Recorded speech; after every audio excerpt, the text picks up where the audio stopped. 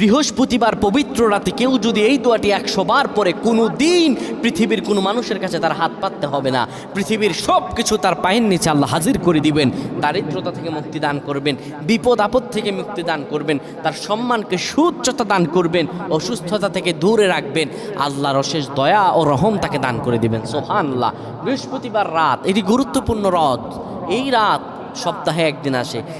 আরবিতে রাত আগে আসে, দিন পরে আসে। সুতরাং বৃহস্পতিবারের যে দিন গিয়ে রাত, এটি বৃহস্পতিবার রাত নয়, এটি শুক্রবারের রাত, এটি জুমাবারের রাত, এটি দোয়া কবুলের রাত, আল্লাহর কাছাকাছি হওয়ার রাত। সুবহানাল্লাহ। এই বৃহস্পতিবার রাত আল্লাহ তাআলা বান্দার দোয়া কবুল করেন। কেউ যদি বৃহস্পতিবার রাতে ঈশা নামাজের পরে পবিত্র হয়ে ইয়া হাইয়ু ইয়া হাইয়ু ইয়া হাইয়ু ইয়া রফিয়ু ইয়া রফিয়ু ইয়া রফিয়ু এই দোয়াগুলো পড়তে পারে 100 বার, আল্লাহ রাব্বুল আলামিন তার